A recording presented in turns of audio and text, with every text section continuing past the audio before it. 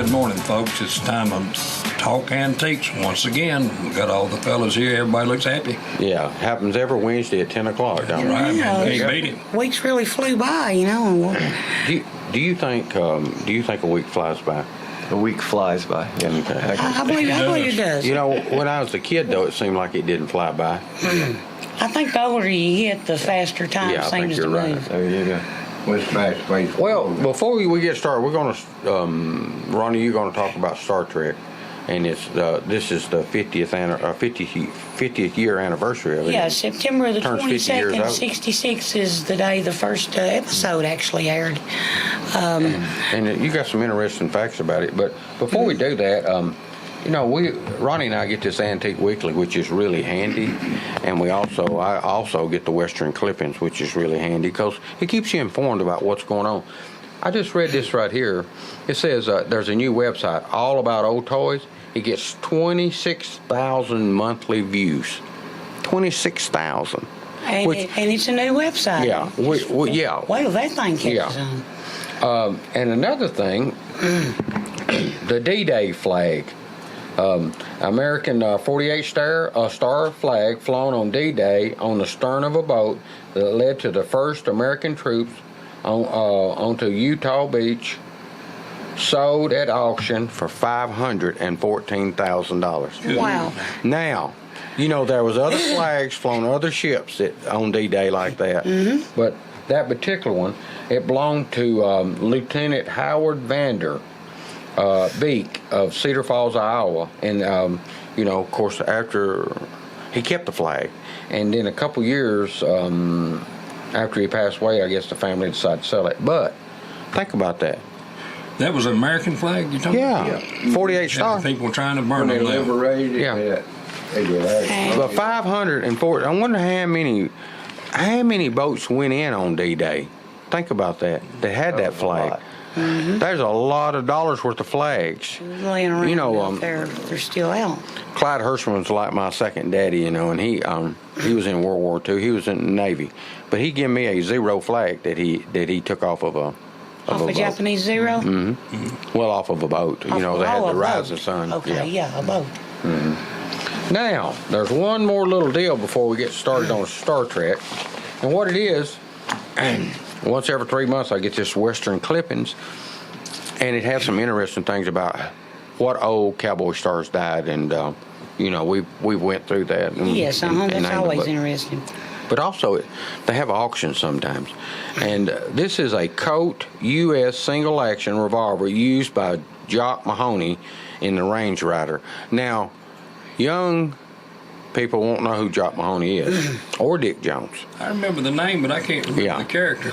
Well, the Range Rider? Yeah. You don't remember that? I remember that name, but I don't remember what it was. Well, do you remember Dick Jones was in the Buffalo Bill? Right. Remember? Okay. Anyway, so Jock Mahoney gives this gun to Dick Jones. And so this gun sold, it brought $3,450. Now, you know, Dick Jones was well known for playing Buffalo Bill Jr. And he had some stuff that they not counting the gun. You know, to me, if that's an older single action Colt and it's the chrome version of it, that seems That like was that. cheap for that. Yeah, not counting the value. Not counting the value of it being used by the two Western stars. Right. Yeah. But we know it's an older ladies. gun, but it might have been made in the 40s, you know, the single action Colt. Because, you know, Colt did that. I'm not a gun expert, but I know that they made that single action several different times. And then there was a few other things that sold. Do you remember Jimmy Stewart when he was in the John Ford movie, The Man Who Shot Liberty Valance? Oh, yeah. Yes. Okay. Yeah, that was a great movie. Remember that suit he had? Yeah. They wore in that movie. That thing brought $5,015. Wow. $5,015. Now, a Gene Autry personal Stetson, which I've got one. Matter of fact, mine's even signed by Gene Autry. But this one here brought $2,875. Wow. Just his hat. But it's a Stetson hat. But it was belonged to Gene Autry. Now, mine was Gene Autry's, but mine was also signed by Gene Autry. which I like. Yes. It's on the inside. Of course. you Now let me like see what else I here. got one of the Beverly Hillbilly stars suits. Oh yeah, you do, That's don't bad, you? yes. Yeah. You sure do. So anybody wants to give me 5 or 10,000 for it, just call me in. Yeah, yeah. It was in the Beverly Hillbillies when they sang that song, wasn't it? Yeah. Now, a pair of Spurs that once belonged to Hopalong Cassidy brought $4,425. Wow, for a set of Spurs. Now, do y'all remember this? You're younger, so I don't know if you remember, and Ronnie too. But I'm gonna shake your memory here a little bit. The barber chair used by Henry Fonda in John Ford's My Darling Clementine. You remember that movie? Mm-hmm. Remember the barber chair he was in? It's not like the kind that you sit and you lean back. This one actually is a solid piece and has a footstool. We got a call and we're gonna get it in just a minute. But anyway, now that was in that movie, but it only brought $826. The barber chair? Yeah.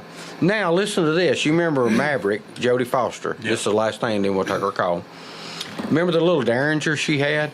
Remember the movie Maverick with Jodie Foster, which is the new version of Maverick. Okay, that little revolver brought $1,534, and with that, All right, we got a call. Our hosts are going to put their headphones on. We welcome your phone call as well. Call 728-1320 if you want to talk antiques. Good morning. You're on the air. Good morning. This is David's oldest antique. Ask him, does he remember me? I'd like to ask him something. Well, God bless you, Ronnie, is all I can tell you. Hey, David, as you know, I don't work anymore, and I go across and get into big old boxes and things. Hold on, man. Hang on one second. Hold on, we got to share these Little headphones. knife, and Well, you a won't little knife, and it's got a knife and a can opener on it, and it's many years old. Yeah. And this is what it said on the knife. H.A. Hardison, Hardison grocery. Oh, it's an advertisement now. That's enough. Yeah. 754, and it's got J1, Route 2, Lewisburg, Tennessee. And it's a knife and a can opener. My husband says your uncle says it's an old knife. Well, it is. It is an older knife.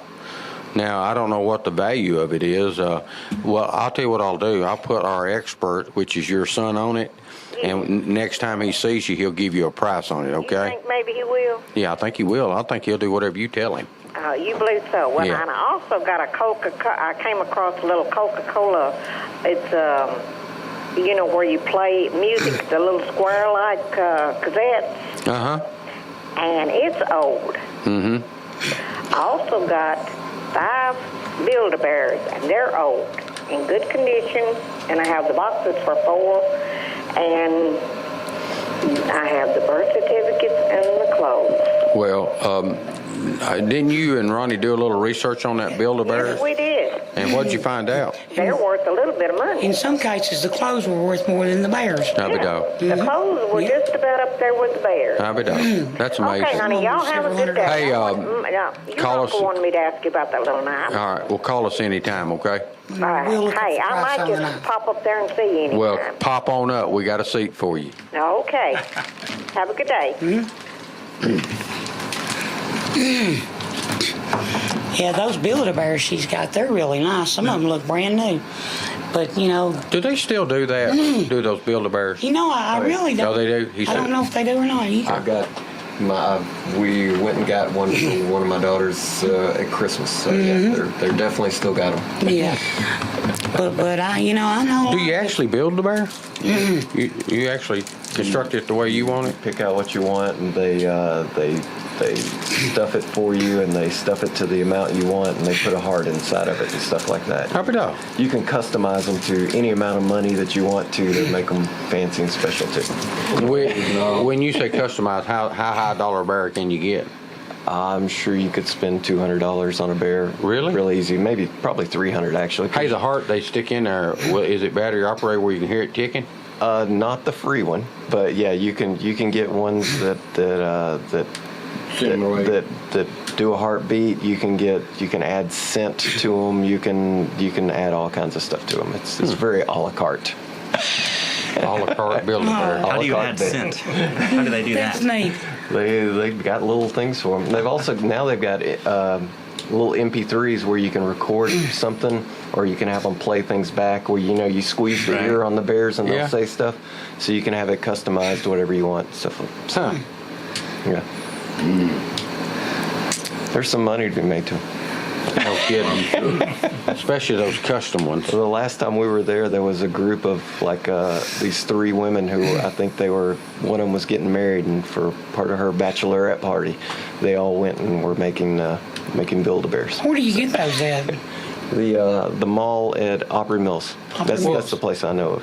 What is the economic price on the flat rate one, though? You can get out of there for about $30 if you skimp pretty hard. That's it's if you hard. skimp. It's hard to get out there for $30. But you can spend $200. Yeah. Oh, easy $200 on it. You think you can spend more than $200? Budget. Yeah, I'm sure you can. I mean, if you could put a bunch of those recordings in them and the heart and the outfits, you can buy outfits that are. Last time we were there was a Star Wars had just come out, so they had all these custom Star Wars outfits and stuff. So. Those are one-of-a-kind bears, though, that you're actually building. I can see some value in it, especially somebody that's collecting that type of stuff. Yeah, I'm sure they only make them for a little while. It's kind of like personalized tags. Mm-hmm. They're made for you. Right. So once you're done with them, they're done. Unless somebody else comes up with the same exact idea. Well, and they can't on a personalized tag because I was it's a lot. speaking of the Build-A-Bears. Yeah. But that'd be kind of hard, wouldn't it? Yeah. Unless they stood there and watched you do yours and wrote down It'd be everything. unusual. True. So I guess it would be. Those Star Wars would be kind of cool, wouldn't it? There were some cool ones. Well, can you take the one that you built and go back and get some stuff changed on it?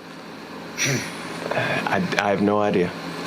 I bet you can. I don't know. Yeah, they sew them up, Probably. or they have zippers or They're sewn up. sewn up. Yeah, you sew them, and so they're finalized. But I'm sure if you wanted to restuff it, they could open it up. What about the clothes, though? Are they? Oh, you can definitely go back and That's what buy I mean. new clothes. Yeah. Okay. So you can buy the Star Wars outfit. Yeah. What I'm trying to do is burn up 2 more minutes because we the first 15 minutes. Well, the show we've already used talking about this earlier stuff. Well, So and the clothes would be. you said that when you looked it up, some of the clothes were more expensive. Yeah, a lot more expensive. Some of them $200 or Bear $300. named Teddy. Teddy Ruxpin, remember? It's Now those bring some money. bear. Those Yeah, they're Teddy real Ruxpins bring some money. Are you looking up Build-A-Bear? Yep. So I searched on eBay for Build-A-Bear here and found a That's what I did the other day. 16-inch red reindeer cape dress ornament set light up antlers, and it sold for $399.95. Golly. So there you go. Mark's got it. There's a group of them there. Build-A-Bear lot and closet plus tons of clothes was $300, so they took a best offer. 150-piece Build-A-Bear plush stuffed clothing, shoes and accessories, $165. So There some is of them hold their value. There's a better market than for others, them. Yeah. Well, look at those. My Little Pony. What about that one? Build-A-Bear Workshop Breast Cancer Awareness Pink Bear with Bow. It's a retired one. I don't know, somewhere between $150 and $190. So Okay. it was they took a best offer. Yeah. Yeah, there's several of them that are going for $175 and stuff that are the retired ones. So. Well, there you are. With that, we're going to take us a break. You want to? The show continues. Bear with us. Build-A-Bear with us. We'll be Here back we with go. more Let's Talk Antiques. Do you need a part for your car that the dealer just wants too much money for? Well, bring your toolbox and pull the part yourself for huge savings at the CFC Auto Salvage Pick and Pull on Highway 55 between Tullahoma and Manchester. No walking through waist-high weeds here. All of our vehicles are located in our graveled parking lot, up on blocks with room to work. We stock hundreds of cars and trucks, foreign and domestic, new and old, with new vehicles added weekly. You can even search our entire vehicle inventory online. And if your old vehicle gives up the ghost, bring it by. We offer top dollar for your salvage vehicle. Open to the public 7 days a week until dark, so there's plenty of time to come by. That's CFC Auto Salvage Pick and Pull. Madeline's Antiques and Uniques at 6107 Murfreesboro Road in Manchester has been helping collectors find just the right thing since 2008. With 40 quality dealers and a constantly changing inventory of collectibles from the 1800s to the present, they have many unique items in the store and new things coming in daily. Are you looking for the perfect lamp or clock to finish your collection? A vintage lunchbox from your childhood? Well, you can find that plus any number of other unique items in their huge building. With their easy access off I-24, they meet many travelers from around the world and just around the corner that come to buy and sell antiques, or just to stop and have a free cup of coffee and a cookie while browsing around the store. Come visit owner Madeline Kemp and travel back in time at Madeline's Antiques and Uniques. So many memories. My name's John Hirschman. I'm one of the original 6 owners of P&H Rentals. Started the company 30 years ago when we saw a need for individual, construction, industrial, and commercial storage. We have trailers and containers for lease and sell. Our physical location is 2947 Old Manchester Highway, Tullahoma, Tennessee. My phone number is area code 931-273-4252. The Jiffy Burger on the Hillsboro Boulevard in Manchester has been voted as having the best hamburgers in Manchester. Hometown atmosphere, historical memorabilia, and of course those great burgers, salads, chicken, and so much more. It's the Jiffy Burger on the Hillsboro Boulevard in Manchester. Call in orders at 728-4452. You can also order at the convenient outdoor curb service. Hamburgers are made the old-fashioned way at the Jiffy Burger, Manchester's finest hamburgers. Open 7:30 until 9, Monday through Saturday. We would like to thank Dr. David Florence for supporting Let's Talk Antiques. See Dr. Florence at 804 Keylon Street in Manchester for all of your medical needs. Call 728-5522 for your appointment today. Most insurances accepted. Hey everybody, we're back with Talking Antiques, and the number here is 728-1320. All right, that sounds like Mr. Max once again. You know, me and him went down to Nashville the other day. We had a ball together. Both of us couldn't hardly get around, and his wife had to carry us. Had to push us, make us leave. Well, now, he's got him a big fancy new truck, though, right? Oh, yeah, I'll tell you what, he let me ride in it, too. I couldn't believe that, but he did. He didn't charge you nothing, did he? He put you in the back. No, we come out pretty even on everything. Okay. He treated me good. Yeah, so he didn't make you buy a ticket to ride in it? No. Okay. I was proud of him for that. Oh, yeah. Yeah. All right, so you got anything else over there, David? No, I think I'm good to go. I'm ready for you. Okay, well, we will start on we're going to talk about Star Wars because we got Star Trek. Star Trek, I'm sorry, because we got the 50th anniversary coming up in September. But actually, they shot 2 pilots for Star Trek. In early '64, Gene Roddenberry, he had a proposal for the Star Trek TV series, and he pitched it to Desilu Productions, and he was comparing it to like a wagon train to the stars. Desilu, they worked with Gene Roddenberry to develop a script, and they pitched it to NBC. So NBC paid to make the first pilot, which was called The Cage. And Jeffrey Hunter was actually the captain in So William Shatner hadn't even... not there. He was Captain Pike. Well, by the way, let's talk a little bit here before you get cranked up too much on that. Gene Roddenberry, he was also a policeman. Yes. And that was his full-time job. And he wrote the Westerns. But he wrote scripts on the side. Yes. And a couple of things that he wrote that people will automatically know, I think they will. One of them's Have Gun Will Travel. Yeah. And the other one's Highway Patrol. Yeah, I know those, as young as I am. But, because I used to watch all those. So that's just a couple of them, but he had several different shows. But he couldn't make a living at it. His real living was being a policeman. Being a police officer, yeah. And he was really creative. By the way... And very intelligent. I guess you'll get to the point to talk about it. Even his wife was in Star Trek. Marjorie Barry. And she was also the voice of the computer on the other episodes, on The Next Generation. Well, and some I hope movies. I ain't got too far ahead there. No, you're all right. We just... But the first captain, Jeffrey Hunter, was Captain Pike, and you will remember him because, the new movies, you have Captain Pike in the alternate universe, that the Abrams creation. But anyway, NBC, they rejected that one, but they were still impressed with the concept, and they made the decision to make a second pilot, and it was called Where No Man Has Gone Before. The first regular episode, which was called The Man Trap of Star Trek in the original series, it aired on Thursday, September the 8th, 1966. And they initially had, some pretty high ratings, but the ratings dropped as the show went on, and NBC had threatened to cancel the show during its second season, but their fan base, they had a really loyal. Yeah, they sent in several thousand signatures. Yes, Joe Trimble, he had conducted a letter writing campaign to keep the show on the air, and they got so many that they decided to go on and for a third season, but they changed the time slot. They give them a good one or a bad time? No, it was a bad time slot. They put it on, late at night, and their main audience, was the younger.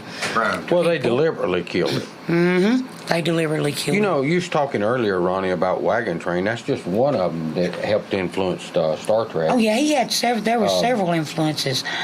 Rocky Jones, Space Ranger, Forbidden Planet. Mm-hmm. All these influenced Star Trek. Mm-hmm. Let's see. Flash Gordon series, the 36 series. War of the Worlds. The Buck Rogers, 1939. Lost in Space, later on. Lost in Space? No, I don't think it. No. No, Lost in Space was after. Yeah. Well, that's just some of the ones that also helped influence the writing of this one show. The thing is, most of the Star Trek the episodes, they had a combination of humans and aliens. They were in Starfleet, which was peacekeeping armada, and they were a member of the United Federation of Planets. It would be like a United Nations. Except it was planets. For different worlds. And many of the conflicts and the political dimensions of Star Trek, they represented allegories of contemporary cultural realities, like the original Star Trek addressed issues of the 60s.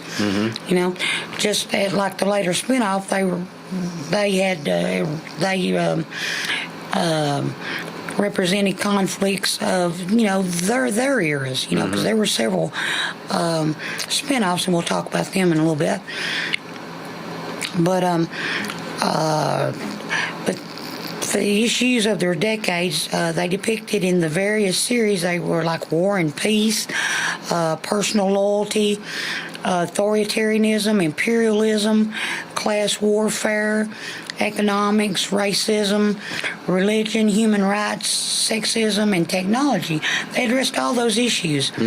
And like just about every episode would teach you a moral lesson if you paid attention to it. I can make...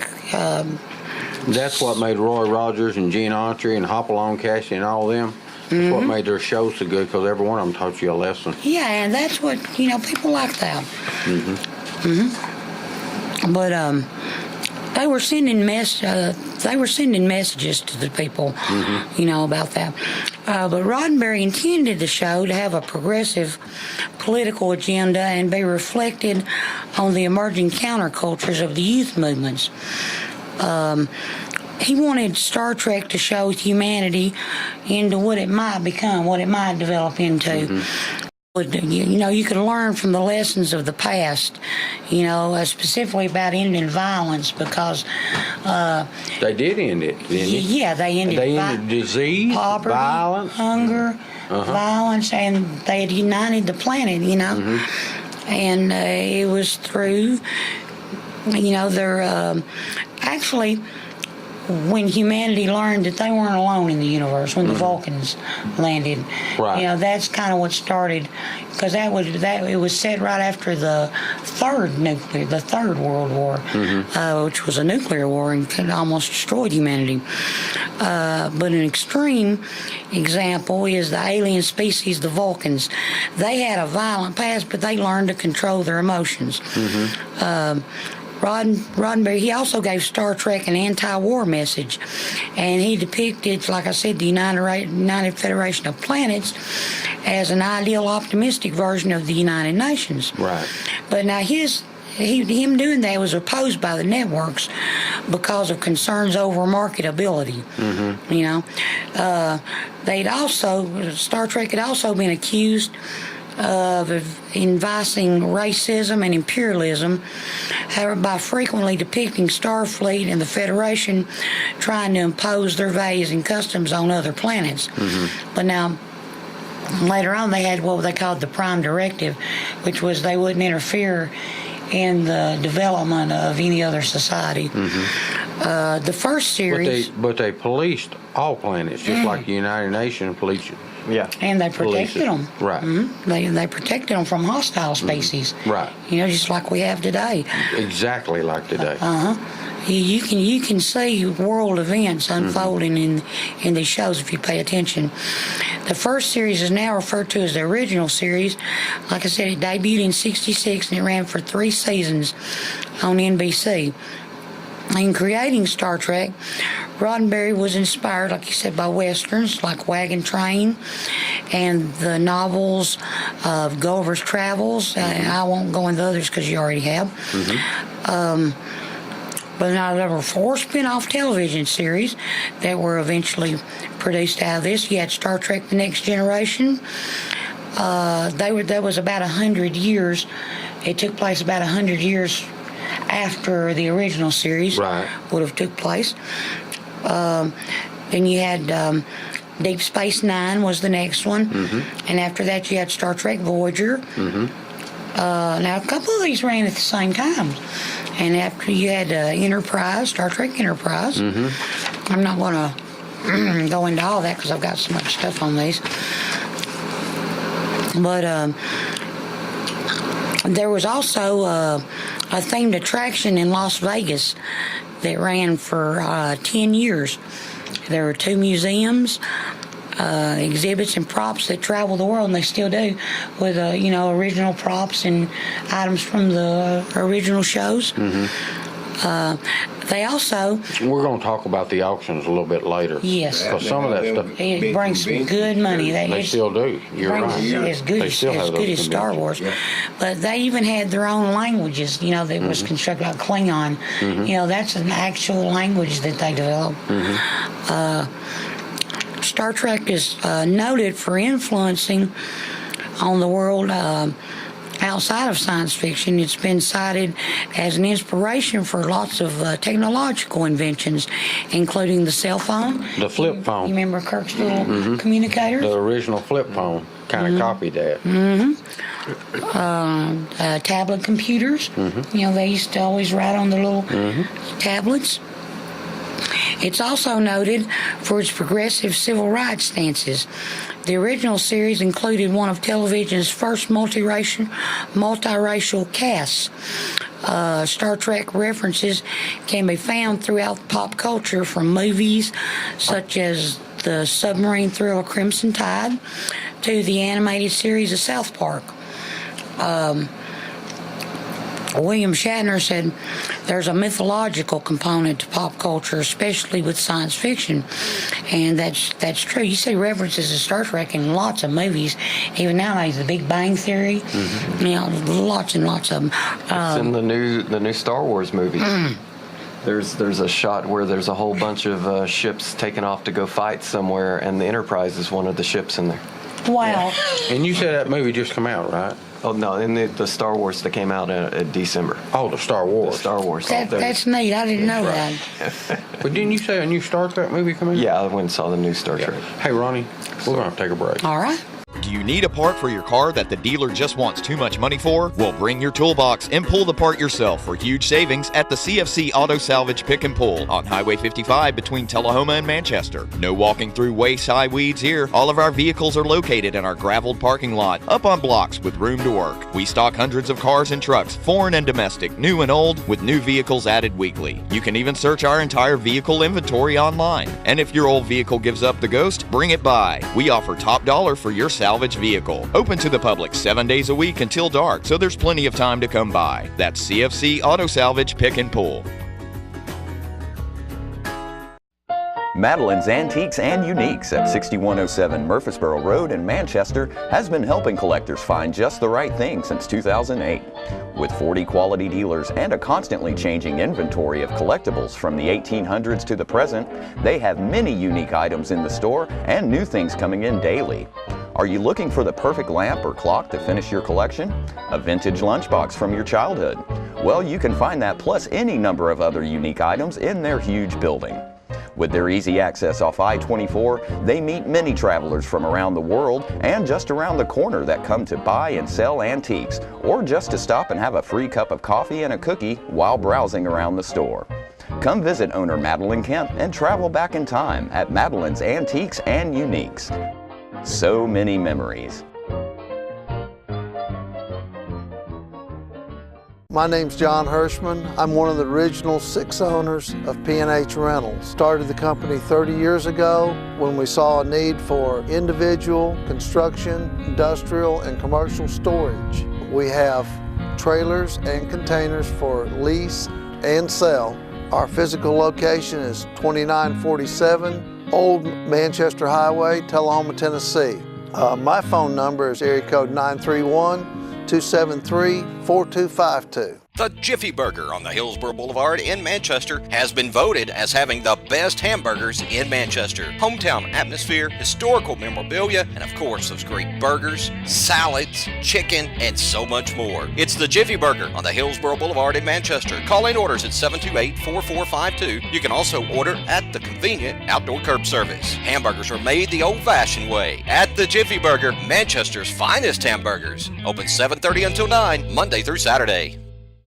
We would like to thank Dr. David Florence for supporting Let's Talk Antiques. See Dr. Florence at 804 Keylon Street in Manchester for all of your medical needs. Call 728-5522 for your appointment today. Most insurances accepted. All right, we're back, boys. Let's do it again. All right. Well, when we left, we were talking about this being the 50th anniversary of Star Trek for those out there that's just joining us, and so we want to say that the enduring popularity of Star Trek, in my opinion, it's due to the underlying mythology involving exploration, discovery, adventure, and friendship that promotes a vision of, peace-loving society where technology and diversity, they're valued rather than feared, like they are today, and citizens work together for the greater good. Now, I've got a little timeline. Hey, before you get to that, Ronnie, I want to ask you a question. You was talking about all the things that came out of this, like the iPads and like the flip phone stuff. I'm waiting on a teleportation system. They're working on it. They are. They're working on it. They can already, and it has something to do with which theory quantum is that? Physics, yeah, quantum it's mechanics. in quantum stuff, mechanics, but where the particles are bound together, and they can take a particle here and make another one miles away react to it instantly. They're working on that. Well, I'll be glad when they get to that. Then we won't have to drive. We can just teleport ourselves to the show. Of course, we're working on particle weapons. You won't even need an electric car. There you go. All you gotta do is think. Already working on particle weapons, the lasers they've got. But we ain't had nothing to drink up here this morning either. No, we ain't. Not a bite. We ain't dropped a drink. No smoking or nothing like that. So everything that came out of that was the original series aired from 66 to 69. Then you had the animated series. They ran from 74 to 75 as one season for that one. You had The Next Generation. which was the one I really liked that one. When did it start? Yeah, 87 to 94. Okay, do you think the next generation's here because they started doing the reruns of the original exactly. and developed such a fan base? Exactly. They decided to bring it back. Yeah. And it's a good thing they did. Listen, it is a moneymaker today. Oh, Lord. A huge moneymaker. Yes. They're still going strong. Huge. But you had the next generation, like I said, from 87 to 94. And then you had Deep Space Nine, which came out in 93 to 99. So it came out towards the end of the next generation. And then you had Voyager, which ran from 95 to 2001. So you had Deep Space Nine and Voyager on at the same time. Mm-hmm. And then right after Voyager, they had one which kind of was like a prequel series. It was called Enterprise, which was about the first Starship Enterprise. Now, in between the 69 to the other one, you also had Star Trek movie, a full. Yeah, I was fixing to go through those. I have those. Good. But now, on November the 2nd last year, which was my birthday, they announced that a new Star Trek TV series is in development, and it'll premiere on CBS All Access in January of 2017. Yeah, it's going to be an internet-only show. That's what CBS All Access. On the All Access. Yeah. That'll be neat.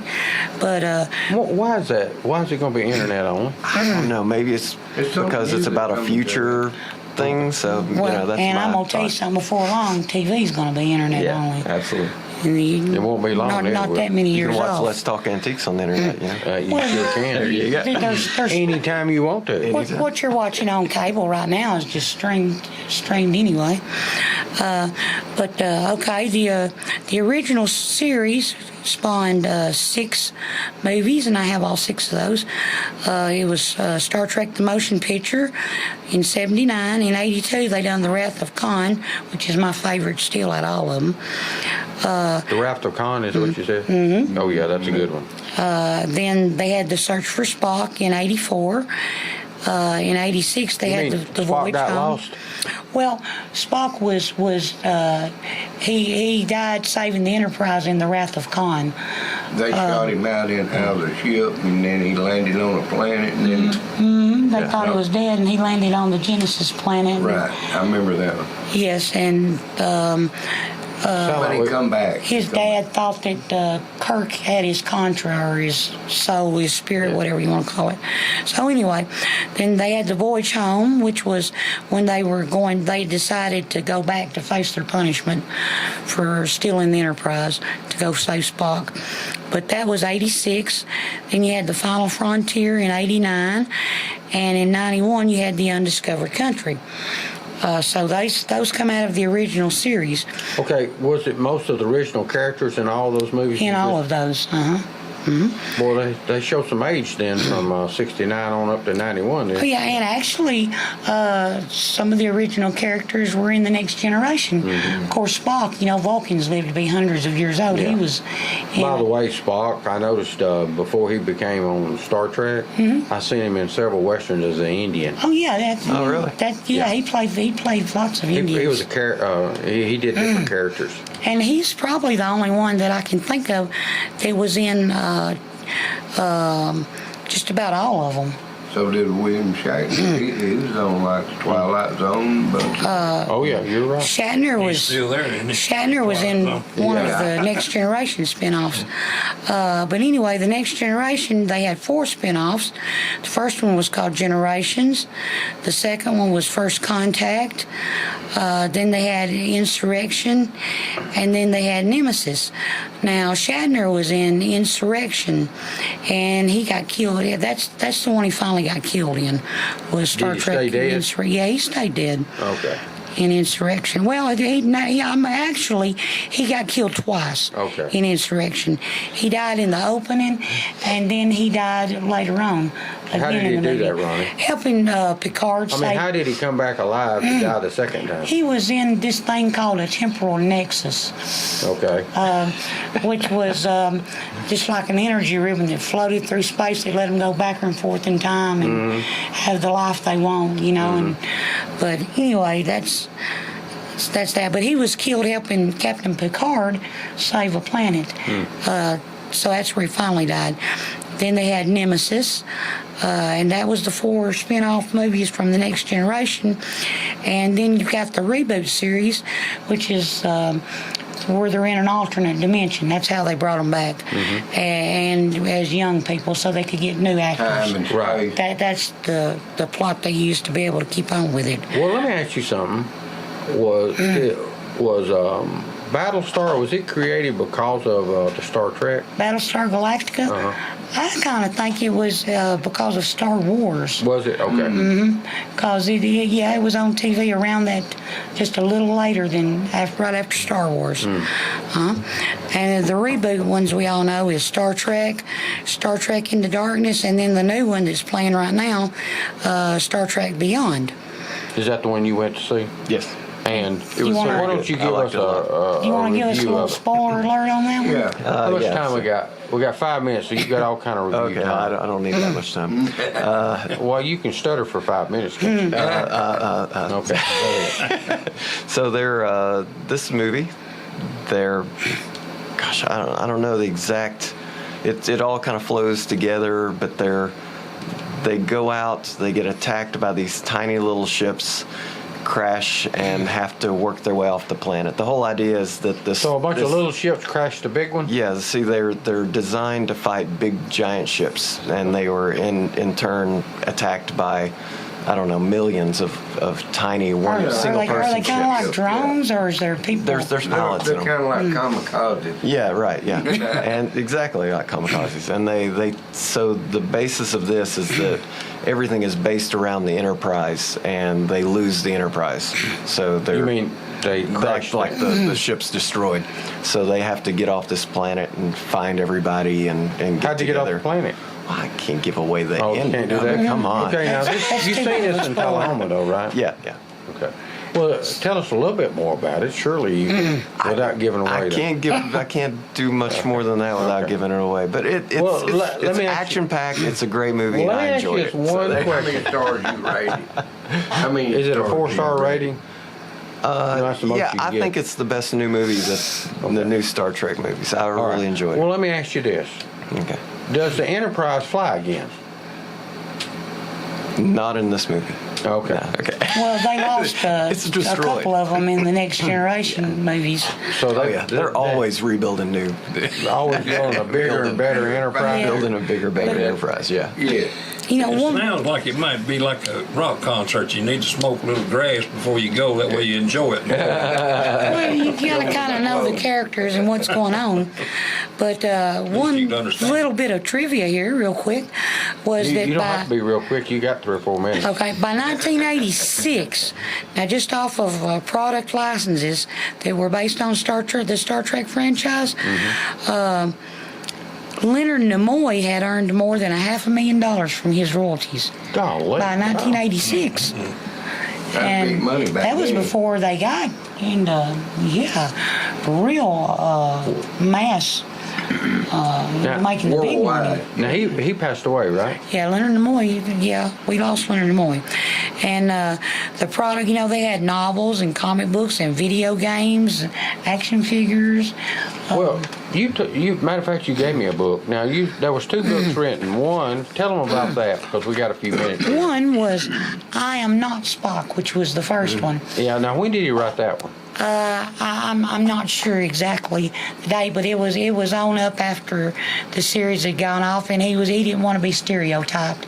That's not what he says, but that's my opinion. 1975, yes. Okay. What's But the name of it? I'm Not then Spock. after the motion picture started taking off, he writes another one called I Am Spock.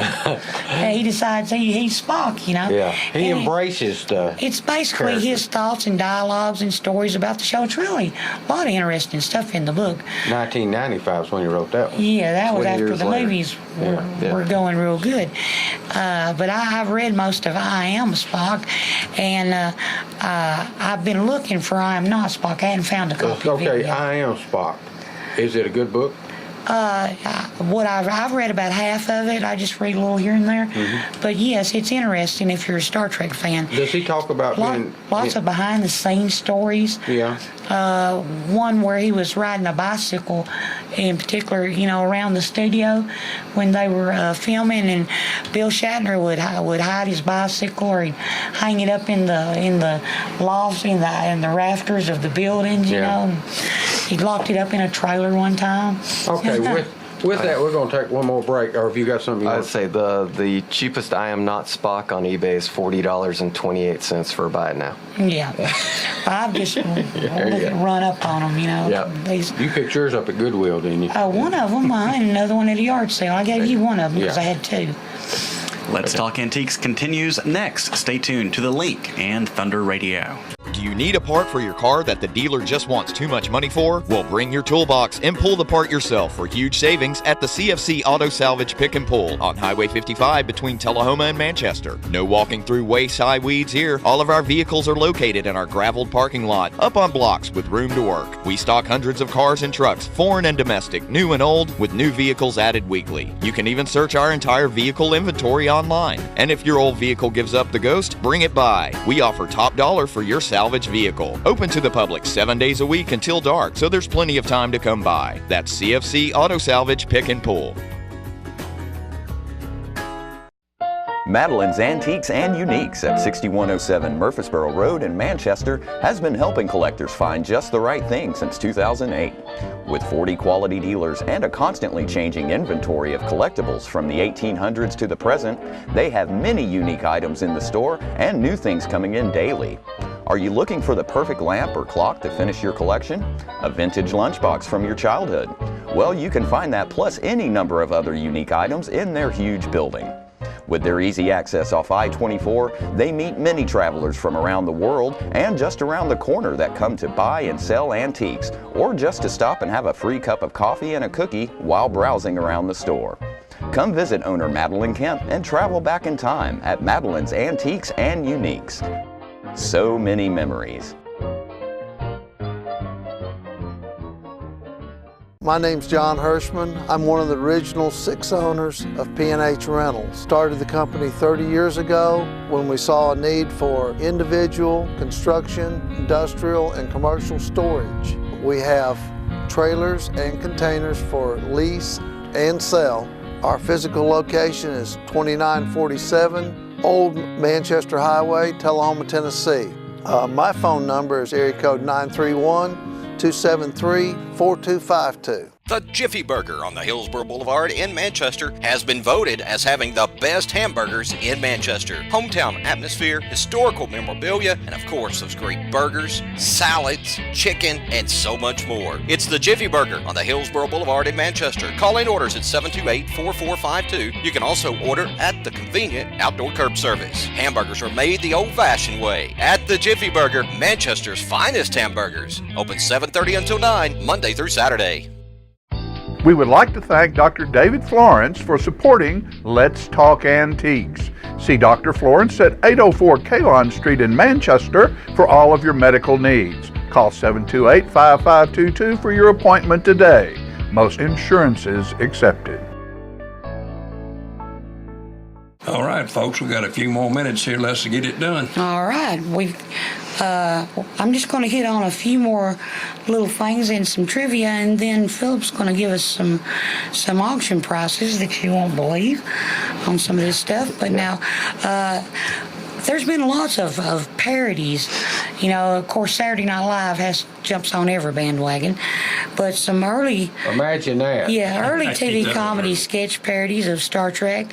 They include a famous sketch on Saturday Night Live titled The Last Voyage of the Starship Enterprise. It had John Belushi as Kirk and Chevy Chase as Spock and Dan Aykroyd as McCoy. I remember that one. In the 1980, Saturday Night Live did a sketch with William Shatner playing Captain Kirk's role in the restaurant. a feature-length film that indirectly parodies Star Trek, and I remember this, and I thought the same thing was, everybody probably knows Galaxy Quest. Remember that one? Oh, yeah. And I thought that was kind of neat. But now, you really didn't like that movie, though, right? I really did, David. You did? I really did like it. I figured that'd be a little bit below you when it comes to all this technology I like stuff. comedy, too. Okay. But both The Simpsons and Futurama television series and others, they've had lots of individual episodes parodying Star Trek. In August 2010, here's an interesting one. The members of the Internal Revenue Service, they created a Star Trek-themed training video for a conference. And spent a lot of money on it, right? Yes, and it was revealed to the public and in it was 2013. A big deal about the IRS? Yes. Yeah, they spent a lot of money, and they made a big deal out of it. You remember wants to abolish him. It was cited as a misuse of taxpayer funds in a congressional investigation. What a shock. But now, although Star Trek has been off the air since 2005, CBS and Paramount Pictures, they've allowed fan-produced shows to be created. Now, there's lots of good ones out there, and you can watch these on YouTube. I've watched several of them. But while not officially part of the Star Trek universe, several veteran Star Trek actors and actresses and writers have contributed their talents to making those fan films. While none of the films were created for profit, several fan productions have turned to crowdfunding sites like Kickstarter to help with their production costs. 2 series, and there are series, it's supposed to be a 5-year voyage to start with, and they've continued to try to do the other 2 years. One of them, and they've been Hugo Award nominated, and one of them was Star Trek Phase 2. I've watched that. Another one was Star Trek Hidden Frontier. Takes place in the Briar Patch. That's a region that was in Star Trek Insurrection. That took place in the Briar Patch. It has over 50 episodes produced, and there's 2 spin-off series, Star Trek Odyssey and Star Trek The Helena Chronicles. Several standalone fan films have been created, including Star Trek of Gods and Men. Now, that's a good one, and you can watch it on YouTube, too. But now, we were talking about they created two pilots. Okay, in the first one, Jeffrey Hunter was captain. I hate to do it, but we got to cut you off. Okay, go ahead. Those 2 pilots are over with now. We might have to mention it when we come back. We're going to do this. No, y'all go ahead and do them now, because that's just a little trivia anyway. Well, anyway, you just crashed and burned right. All right. Okay, on July 1st, there was a live auction on eBay with somebody, I don't understand if it's a movie studio or somebody who had a ton of original series equipment. So the highest selling piece was Leonard Nimoy's Spock tunic from Star Trek, the original series, sold for $60,000. Wow. And the second place was from the Star Trek Next Generation, the Nyskos game and pieces, which is it sat on Picard's shelf. It was some kind of classic game that somebody gave him, and it's not a game. It's a thing that reminds us that there's many voices in our heads speaking to us at the same time. His old archaeology instructor gave it to him. I can believe that. And it sold for $47,500 with 42 bids on it. Does it work? I don't know. It's a prop. Yeah. You hearing them voices? Not today. Next was William Shatner Hero Screen. It was his used Vulcan Lypra weapon from Star Trek, and it sold for $42,500 with 2 bids. Next was Patrick Stewart's Captain Picard personal Star Trek scripts and notes, and just all kinds of notes and little things he had saved from Star Trek. Well, somebody saved of his. And it went for $25,000 with 14 bids. Next is a Starfleet communicator. A flip phone? Flip phone from Star Trek II movie, The Wrath of Khan. It sold for $14,500. A third season Starfleet Engineering red tunic from the original series sold for $8,500. Bruce Mars, who has played Finnegan, the silver tunic from Star Trek, the original series, went for $8,000. The silver tunic would have been pretty rare. A Klingon warrior costume from Star Trek, the motion picture, went for $8,000. Brent Spiner, who played Data, one of his costumes from the Star Trek Nemesis movie, $6,500. A male Starfleet first pilot, from The Cage. That was from The Cage. That was the very from first The Cage, pilot yes. that they didn't air. It went for $6,000.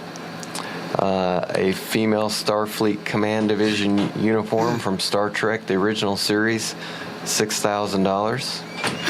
A Klingon, the guy who played Kang, pants from Star Trek, the original series, $6,000.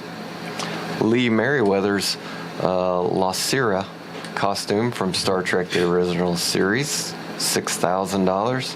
An original Tribble from the original. Now that would be nice to have. That went for $5,000 with 13 bids. All right, give us a couple more bid items because we got 1 minute left. Star Trek II, The Wrath of Khan, a working Starfleet tricorder. Now it'd be nice to have a working Starfleet tricorder because it could do all kinds of cool things. $5,000. 1976 Topps Star Trek full GAI graded wax box with 36 packs in it, unopened. And cards, yeah. $4,550 with 13 bids. All right, with that, we're going to get out of here. But we'll be back next week with more Let's Talk Antiques on The Link and Thunder Radio.